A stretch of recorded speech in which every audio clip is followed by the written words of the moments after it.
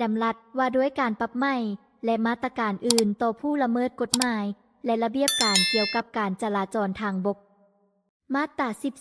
14 การใช้ความไวเกินกำหนดผู้ขับขี่รถทุกประเภทที่ขับขี่ด้วยความไวเกินกำหนดหรือเกินความไวจำกัดในป้ายจราจรที่ติดตั้งไว้ตามแคมทางหลวงจะถูกปรับใหม่ดังนี้ 1. ผู้ขับขี่รถทุกประเภทที่ขับขี่ไวเกินกำหนดแต่บ่หลายกว่า15 กิโลเมตรต่อชั่วโมงจะถูกตักเตือนและเฮ็ดบทบันทึกไว้แล้วจึงปล่อยไป 2. ผู้ขับขี่รถทุกประเภทที่ขับขี่ไวเกินกำหนดแต่16-30 กิโลเมตรต่อชั่วโมงจะถูกปรับใหม่ดังนี้ 2.1 70,000 กีบสำหรับรถจักร 2.2 1 เซนกีบสำหรับรถ3ล้อติดเครื่องจักรรถไถนาทุกประเภท 2.3 1 เซน50,000 กีบสำหรับรถเก๋งกระบะจิบและตู้ 2.4 2 เซนกีบสำหรับรถขนส่งผู้โดยสารขนาดน้อย2 เซน50,000 กีบสำหรับรถขนส่งผู้โดยสารขนาดกลาง3 เซนกีบสำหรับรถขนส่งผู้โดยสารขนาดใหญ่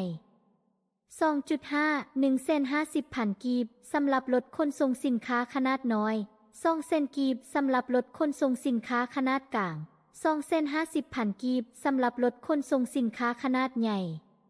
3. ผู้ขับขี่รถทุกประเภทที่ขับขี่ไวเกินกำหนดแต่31-50 กิโลเมตรต่อชั่วโมงจะถูกปรับใหม่ดังนี้ 3.1 1 เซนกีบสำหรับรถจักร 3.2 1 เซน20,000 กีบสำหรับผู้ขับขี่รถ3ล้อติดเครื่องจักรรถไถนาทุกประเภท 3.3 1 เซน80,000 กีบสำหรับรถเก๋งกระบะจิบและตู้ 3.4 2 เซน20,000 กีบสำหรับรถขนส่งผู้โดยสารขนาดน้อย2 เซน80,000 กีบสำหรับรถขนส่งผู้โดยสารขนาดกลาง3 เซน50,000 กีบสำหรับรถขนส่งผู้โดยสารขนาดใหญ่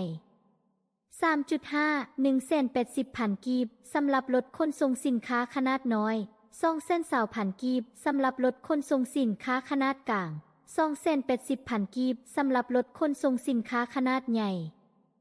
4. ผู้ขับขี่รถทุกประเภทที่ขับขี่ไวเกินกำหนดแต่51-100 กิโลเมตรต่อชั่วโมงจะถูกปรับใหม่ดังนี้ 4.1 1 เซน20,000 กีบสำหรับรถจักร 4.2 1 เซน50,000 กีบสำหรับรถ3ล้อติดเครื่องจักรรถไถนาทุกประเภท 4.3 2 เซนกีบสำหรับรถเก๋งกระบะจิบและตู้ 4.4 2 เซน50,000 กีบสำหรับรถขนส่งผู้โดยสารขนาดน้อย3 เซนกีบสำหรับรถขนส่งผู้โดยสารขนาดกลาง3 เซน70,000 กีบสำหรับรถขนส่งผู้โดยสารขนาดใหญ่ 4.5 2 เซนกีบสำหรับรถขนส่งสินค้าขนาดน้อย2 เซน50,000 กีบสำหรับรถขนส่งสินค้าขนาดกลาง3 เซนกีบสำหรับรถขนส่งสินค้าขนาดใหญ่ 5. ผู้ขับขี่รถทุกประเภทที่ขับขี่ไวเกินกำหนดแต่1.1 กิโลเมตรต่อชั่วโมงขึ้นไปจะถูกปรับใหม่ดังนี้ 5.1 1 เซน50,000 กีบสำหรับรถจักร 5.2 1 เซน80,000 กีบสำหรับรถ3ล้อติดเครื่องจักรรถไถนาทุกประเภท 5.3 2 เซน50,000 กีบสำหรับรถเก๋งกระบะจิบและตู้ 5.4 2 เซน70,000 กีบสำหรับรถขนส่งผู้โดยสารขนาดน้อย3 เซน20,000 กีบสำหรับรถขนส่งโดยสารขนาดกลาง4 เซนกีบสำหรับรถขนส่งผู้โดยสารขนาดใหญ่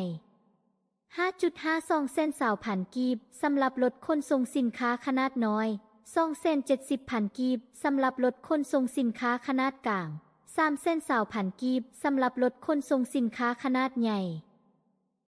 ถ้าเห็นว่าคลิปนี้มีประโยชน์ฝากกดติดตามเพื่อเป็นกำลังใจในการเฮ็ดคลิปต่อไปในเด้อขอบใจ